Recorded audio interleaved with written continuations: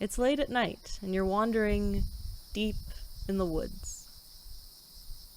The path is barely visible beneath the pale moonlight as you make your way through the dense foliage.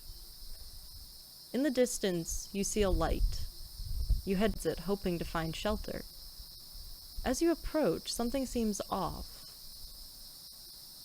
There's no sounds, no birds, no animals, only silence. You get closer and see that the light is coming from a human skull propped up on bones. The bones are all connected to one another and are forming a fence. You pass through the gate, and it squeaks on its bony hinges. Through the darkness, you can make out the shape of a house, but it's not. It stands on two spindly chicken legs and seems to be scuttling ever so slightly, right and left, ready to move at a moment's notice. The door to the house opens slowly, like a gaping mouth in a yawn. You approach to see who's inside, and stumble across BabaYaga.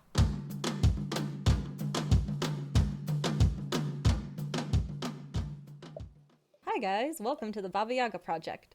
This is a history podcast focusing on the cultural and folk history of Europe and North America. We are two historians who are excited to go on a year-long journey with you through some of the rituals and cultural practices that define the passage of the year. My name is Sonia. I'm a historian working on my PhD in medieval history.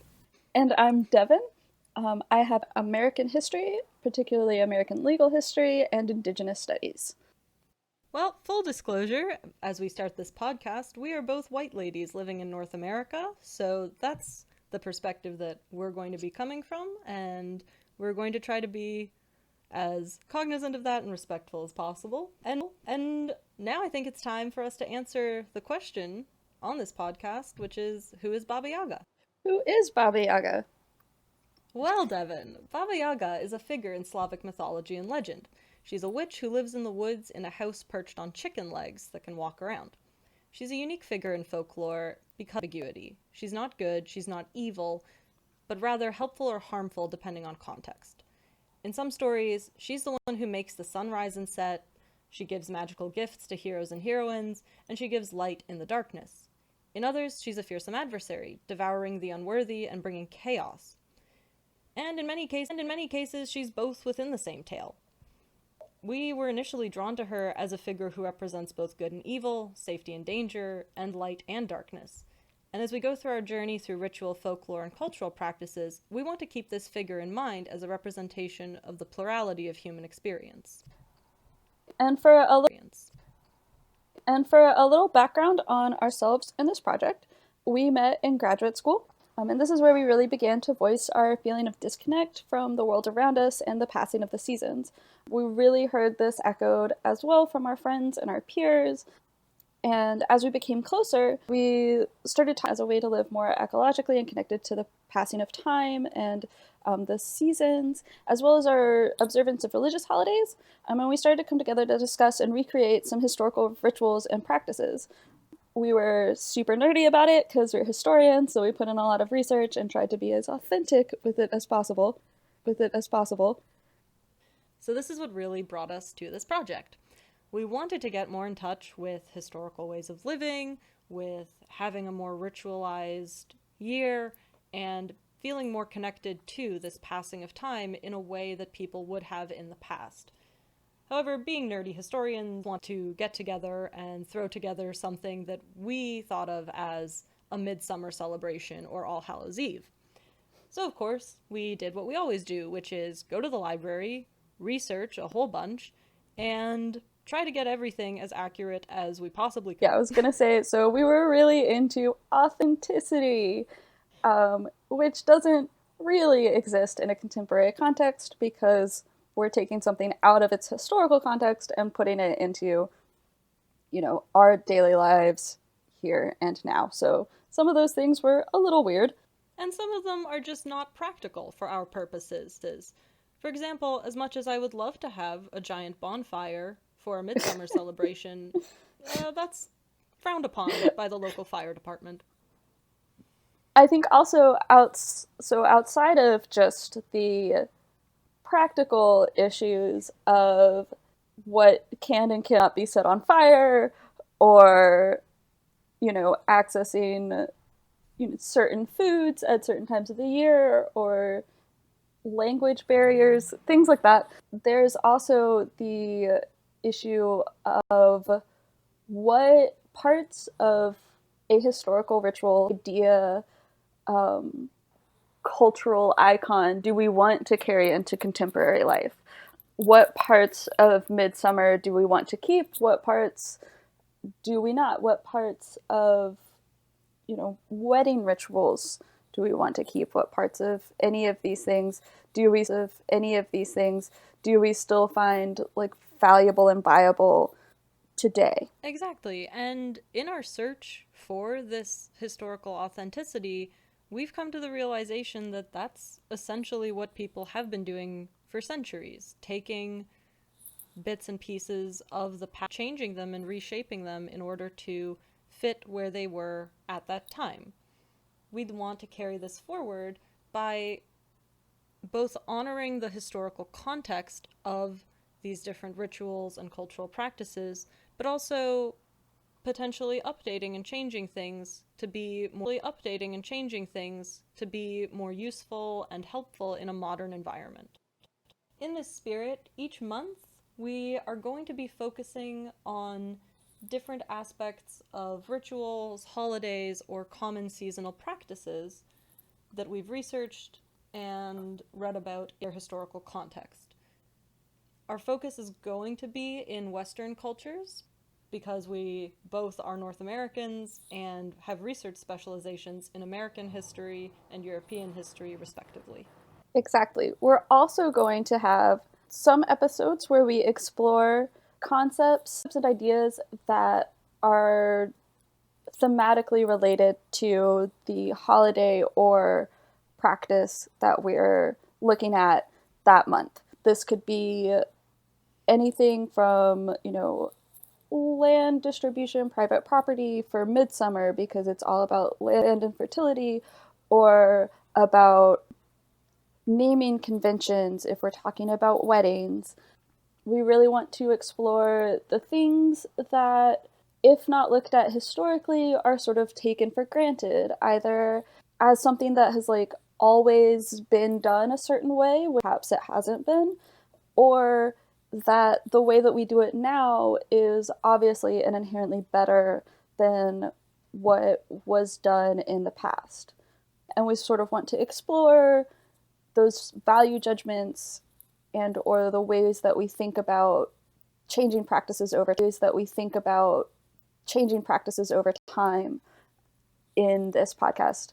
Exactly. And now more than ever, with everything going on in the world currently, there has been a big question about how can we adapt to a changing. We both think that historical analysis is an important part of this, to look back and say, what can we borrow from our predecessors as we move forward?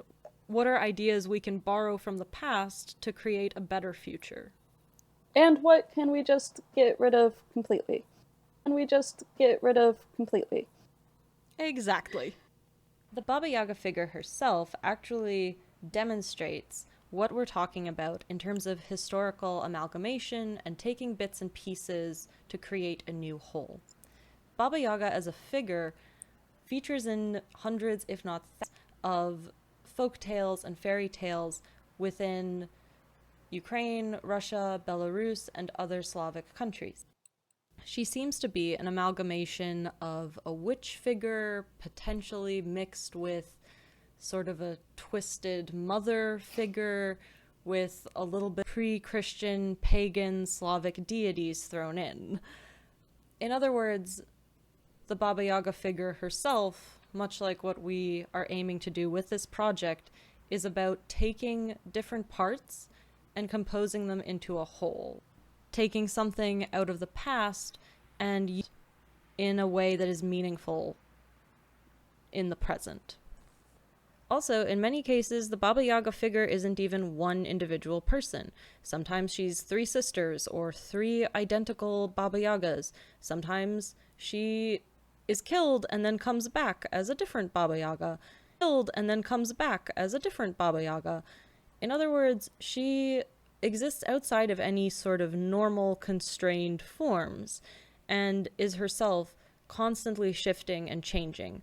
And we think that that's a perfect representation of what we're hoping to achieve in this project. Podcasts, but again, as you all know, there's a lot going on in the world right now. So we're going to do our best to stick to a weekly upload schedule, but please be forgiving if we can't quite stick to that, given circumstances. So going forward,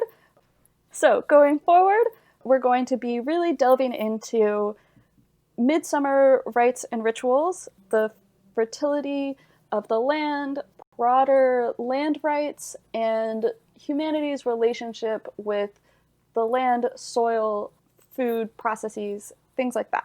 Look forward to joining us on this summer holiday.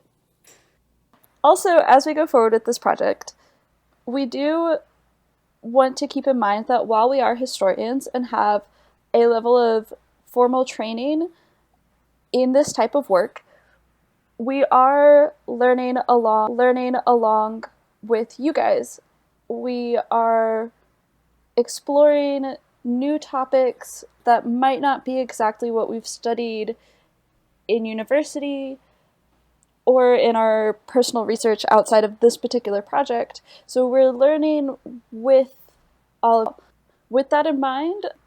We want to hear from you guys. We want to engage in a conversation about all of these topics. And if we miss something or don't fully represent an aspect of the topics that we're talking about, we'd love to hear your perspective as well.